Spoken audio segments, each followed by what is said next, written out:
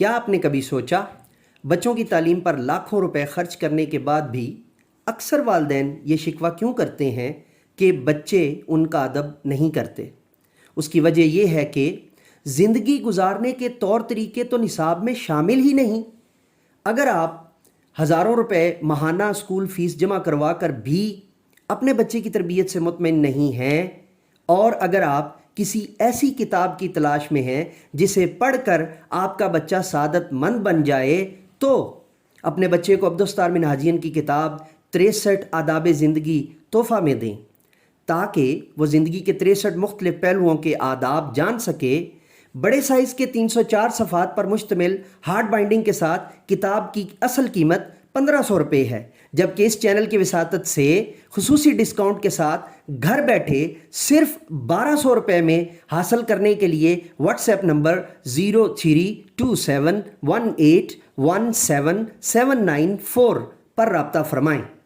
Number دوبارہ note کر لیجئے، 0327181779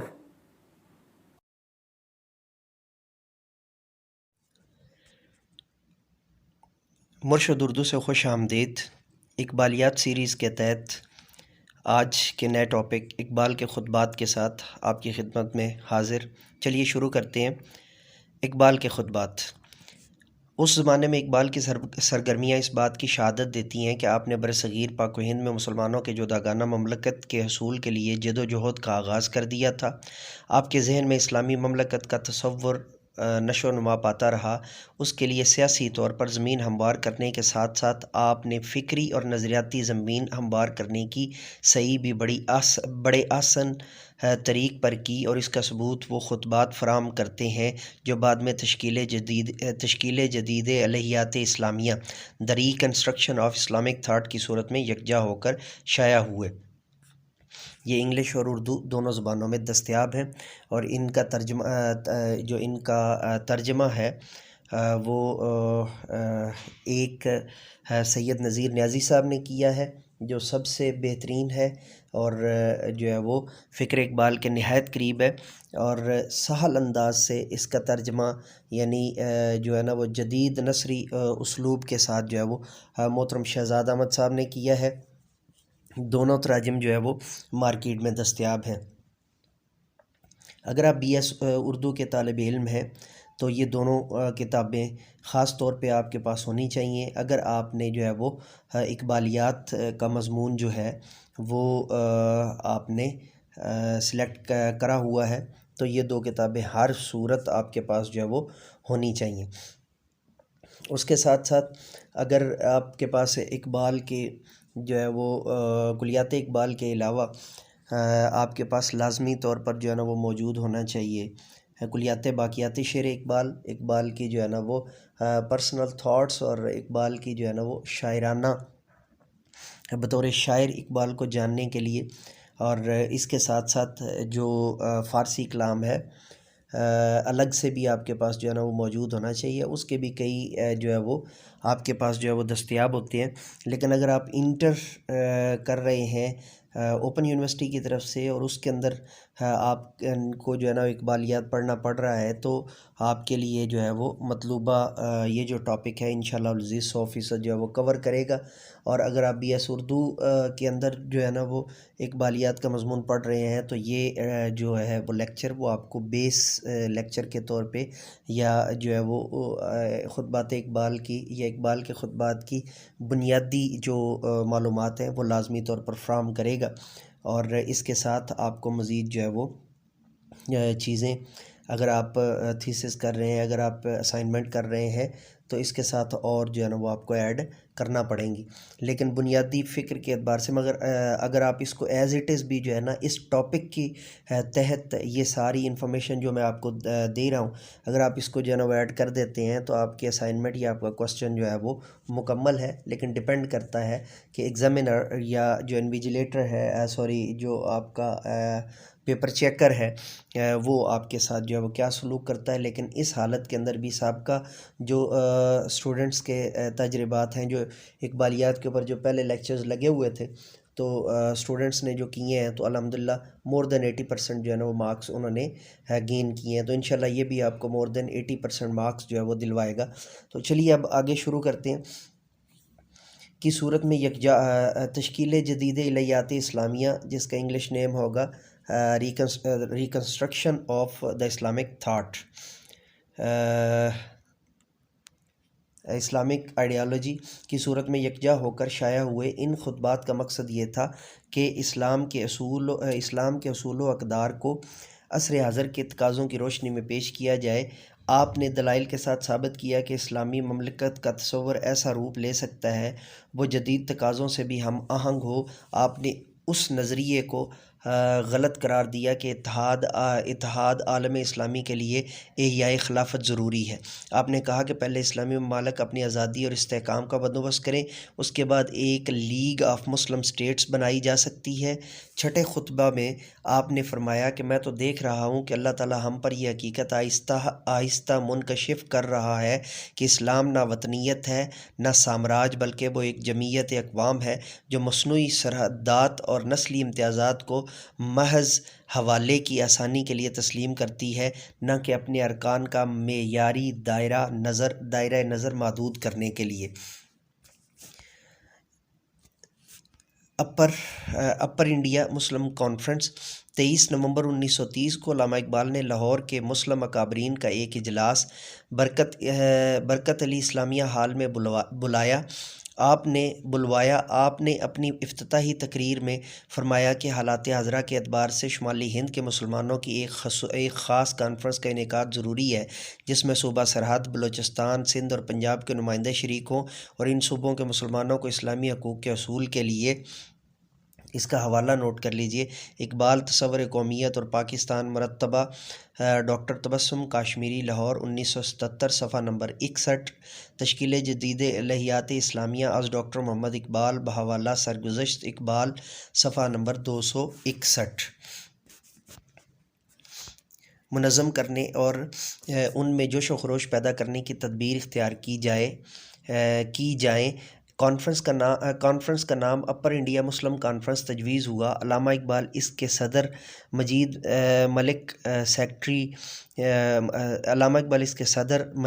سیکرٹری اور خان سعادت علی خان فائنانشل سیکرٹری منتخب ہوئے۔ اخبارات میں اس کانفرنس کا خوب چرچا شروع ہوا۔ روزنامہ انقلاب کے صفحہ اول پر ہر روز کانفرنس کے حق میں ایک چوکٹا آتا تھا جس کا عنوان تھا پنجاب، سندھ، سرحد، بلوچستان اسلامی ملک ہیں، ان میں اسلام کا علم بلند کرو۔ علامہ اقبال اور 12 دیگر مسلم رہنماؤں کے مشترکہ دستخطوں سے اپر انڈیا مسلم کانفرنس کے بارے میں ایک مفصل بیان جاری کیا گیا، جس کا یہ اقتباس قابل توجہ ہے۔ اس کانفرنس کے طلب کرنے کا مقصد یہ ہے کہ ان صوبہ جات کے مسلمانوں کو حالات حاضرہ اور آج کی سیاسی تحریکات سے آگاہ کیا جائے اور ہماری ہمسایہ اقوام اور ہندوستان کی حاکم قوم کی حکمت عملی سے واقف کر کے ان خطرات سے آگاہ کیا جائے جن سے اس وقت ملت مرحومہ دوچار ہے، اور اس کے بعد مسلمانان ہند کی اس کثرت کو جوان صوبہ جات میں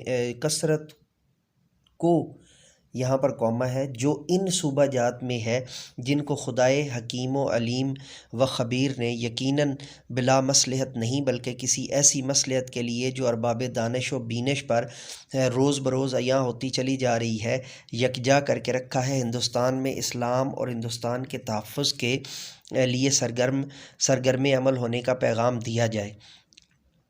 سید نذیر نیازی اپر انڈیا مسلم کانفرنس کے مقصد کی وضاحت کرتے ہوئے لکھتے ہیں کہ اپر انڈیا مسلم کانفرنس تمہید تھی مسلمانوں میں صحیح ملی شعور کے نشو و نما اور اس کے پیش نظر ہندوستان میں اپنے صحیح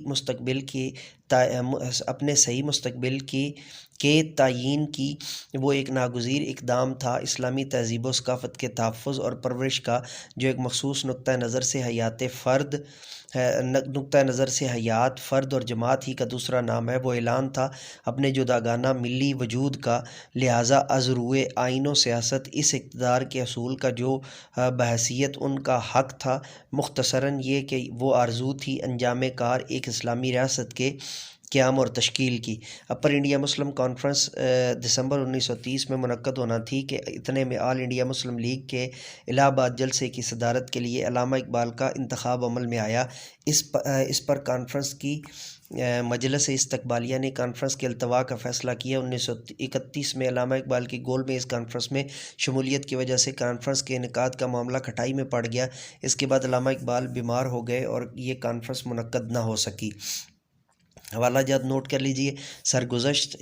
سرگزشت اقبال بحوالہ بالا صفحہ 302 تا 303، مکتوبات اقبال از سید نذیر نیازی صفحہ نمبر 90 تا 91۔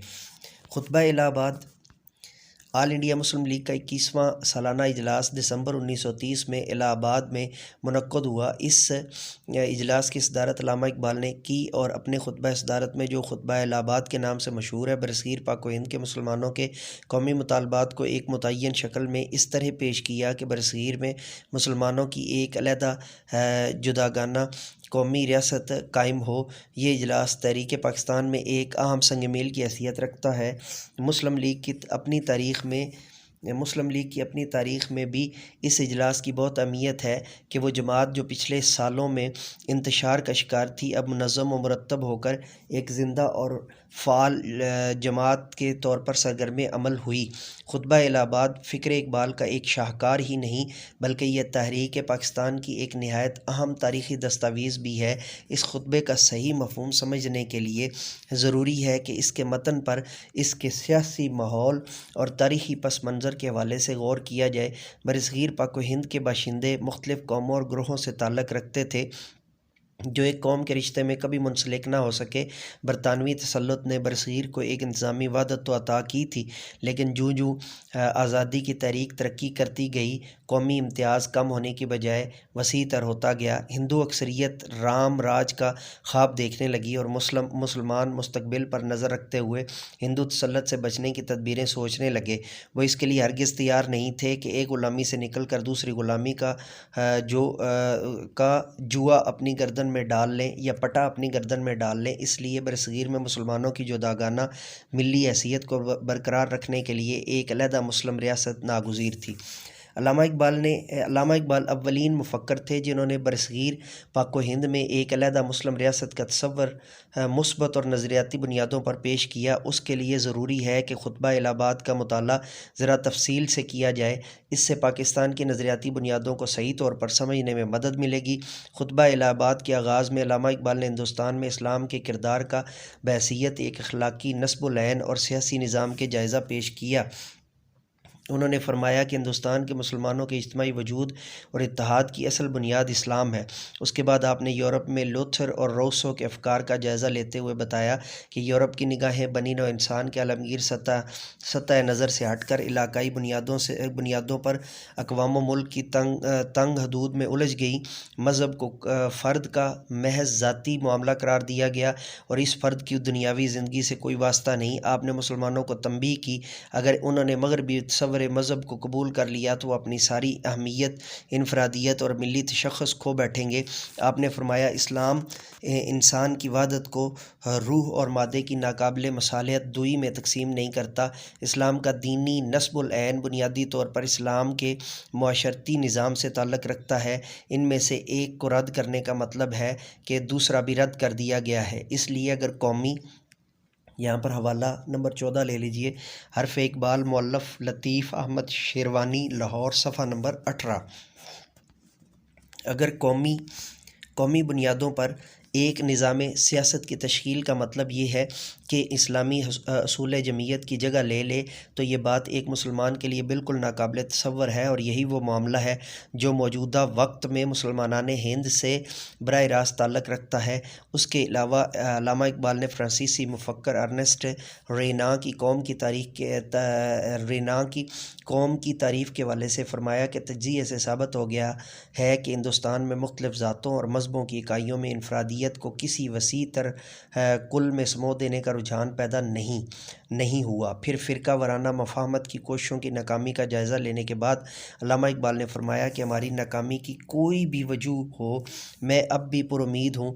واقعات کا رجحان بادی النظر میں ایک نوع کی اندرونی ہم آہنگی کی طرف سے ہے۔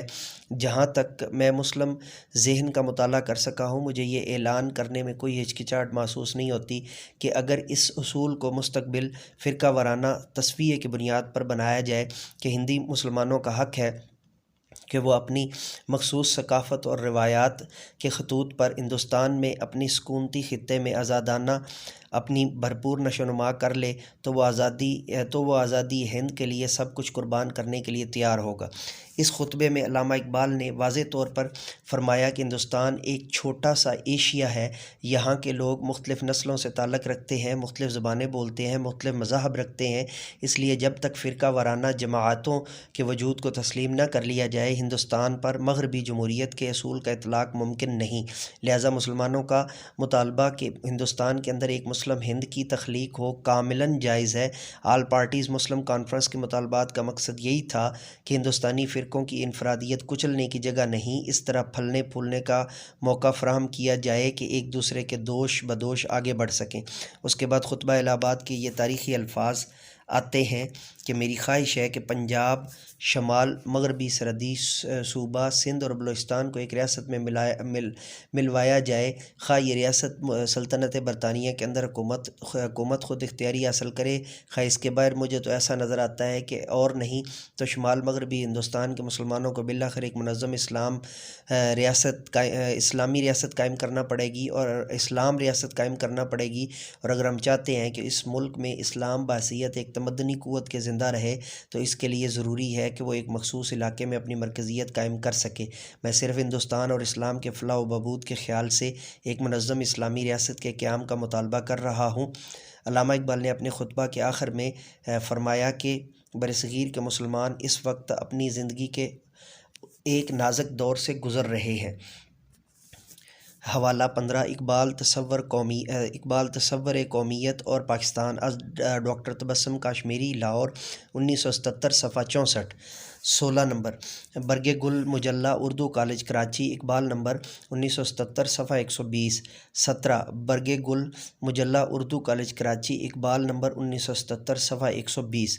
18 حرف اقبال مؤلفہ لطیف احمد شیروانی صفحہ 30 تا 33۔ اس لیے انہی کامل تنظیم و اتحاد کی ضرورت ہے اور انہی اسلام کے حصار میں پناہ لینا ہوگی، کیونکہ اسلام ہی مسلمانوں کے آڑے وقت میں کام آیا ہے۔ آپ نے فرمایا کہ ایک سبق جو میں نے تاریخ اسلام سے سیکھا ہے یہ کہ صرف اسلام تھا جس نے آڑے وقتوں میں مسلمانوں کی زندگی کو قائم رکھا، مسلمانوں نے اسلام کی حفاظت نہیں کی۔ اگر آج آپ اپنی نگاہیں پھر اسلام پر جما دیں اور اس کے زندگی بخش تخیل سے متاثر ہوں تو آپ کو منتشر اور پراگندہ قوتیں از سر نو جمع ہو جائیں گی۔ آپ کی منتشر اور پراگندہ قوتیں از سر نو جمع ہو جائیں گی اور آپ کا وجود ہلاکت و بربادی سے محفوظ ہو جائے گا۔ خطبہ الہ آباد کا جائزہ لیتے ہوئے ڈاکٹر عبدالسلام خورشید نے بالکل بجا لکھا ہے کہ خطبے کا گہری نظر سے مطالعہ کیجیے تو معلوم ہوگا کہ وہ ہندوستان کو مسلم اور ہندو خطوں میں تقسیم کر کے پرامن بقائے باہمی کی صورت پیدا کر کے دونوں میں تعاون کی راہیں بھی کھولنا چاہتے تھے۔ وہ یہ بھی دیکھتے تھے کہ مسلم انڈیا کے قدرتی ثقافتی روابط وسطی ایشیا اور مغربی ایشیا کے مسلمان خطوں کے ساتھ ہوں گے اور ہندو انڈیا کے مشرقی ایشیا کے ساتھ، اور اس طرح برعظیم ہندوستان ایشیا کے دو حصوں کے درمیان ایک پل کا کام دے گا اور یوں ایشیا کے بھی بہت سے مسئلے حل ہو جائیں گے۔ پس وہ صرف شمال مغربی ہند میں دلچسپی نہیں لیتے بلکہ ان کی دلچسپی پورے ہندوستان پر مرتکز تھی۔ وہ مسلمانوں کے لیے ایک ایسا کردار تجویز کرتے تھے جو صرف مسلمانوں کے لیے نہیں پورے برعظیم کے لیے مفید ہو اور اس کے ذریعے سے پورے ایشیا کے لیے بھی۔ اس سلسلے میں خطبہ الہ آباد کا یہ اقتباس خصوصی اہمیت کا حامل ہے۔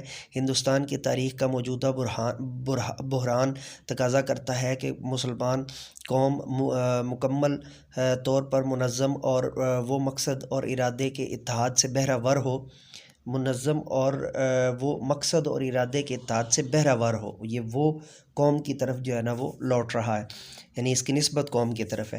اس سے قوم کے اپنے مفادات بھی وابستہ ہے اور مجموعی طور پر ہندوستان کے مفادات بھی۔ ہندوستان کی سیاسی غلامی پورے ایشیا کے لیے لا انتہا مصیبت کا باعث رہی ہے اور اب بھی ہے۔ اس غلامی نے مشرق کی روح کو کچل کر رکھ دیا اور اسے مکمل طور پر اپنے اظہار کی مسرت سے محروم کر دیا ہے۔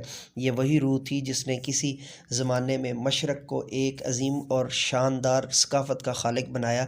ہندوستان کی طرف سے ہم پر فرض عائد ہوتا ہے کیونکہ ہمیں یہیں جینا اور یہیں مرنا ہے، اور چونکہ ایک واحد ملک میں 7 کروڑ مسلمانوں کی آبادی مسلم ایشیا کے سارے ممالک کی مجموعی آبادی سے متجاوز ہونے کی وجہ سے اسلام کے لیے ایک بہت بیش قیمت اثاثہ ہے۔ اس لیے جب ہم ہندوستانی مسئلے پر غور کرتے ہیں تو ہمیں صرف مسلم نقطہ نگاہ ہی نہیں بلکہ ہندوستانی مسلم نقطہ نگاہ کو بھی سامنے رکھنا ہے۔ ہم ایشیا اور ہندوستان کے سلسلے میں ایک معینہ مقصد پر ایک منظم قوت ارادی مرتکز کیے بغیر اپنا فرض پوری وفاداری سے سر انجام نہیں دے سکتے۔ حوالہ نمبر 19 حرف اقبال مؤلفہ لطیف احمد شیروانی صفحہ 58 20 سرگزشت اقبال صفحہ 318 تا 320۔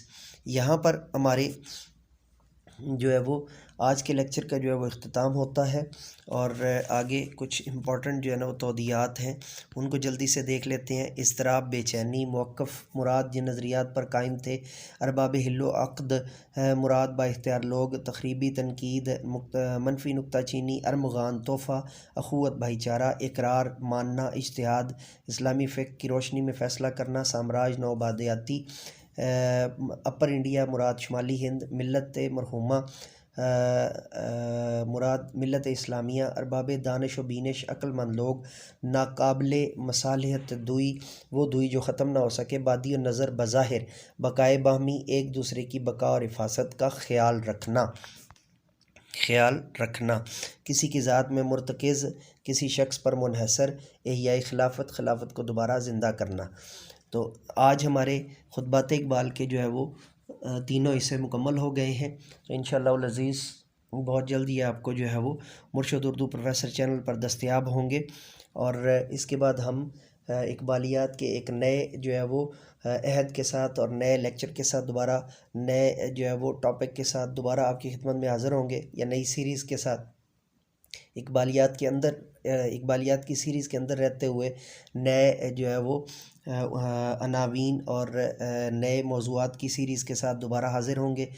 تب تک کے لیے اجازت دیجیے۔ اگر آپ جو ہے وہ اقبال کو انگلش میں پڑھنا، سننا اور جاننا چاہتے ہیں تو مینٹور انگلش پروفیسر ایم اے رضا سبسکرائب کیجیے، اور اگر آپ اقبال کا فلسفہ جاننا چاہتے ہیں یا اسلامی فلسفہ زندگی جاننا چاہتے ہیں یا منطق اور لاجک جو ہے وہ اور منہاج البلاغہ یا البلاغۃ الواضحہ کو جاننا اور پڑھنا چاہتے ہیں تو ہمارا چینل جو کہ اسلامیات اور دینیات کی خدمات کے لیے ہے، جامعہ دارالعلوم شیخ الاسلام کو سبسکرائب کیجیے، بیل کے آئیکن کو آل پر پریس کیجیے۔ اجازت دیجیے میرے ساتھ مل کر کے یہ انسانیت کی بہتری اور تعلیم و تربیت کے لیے ایک قدم اور۔ Let me go now and say with me, do something more for humanity, do something more for knowledge and practices. Have a good day.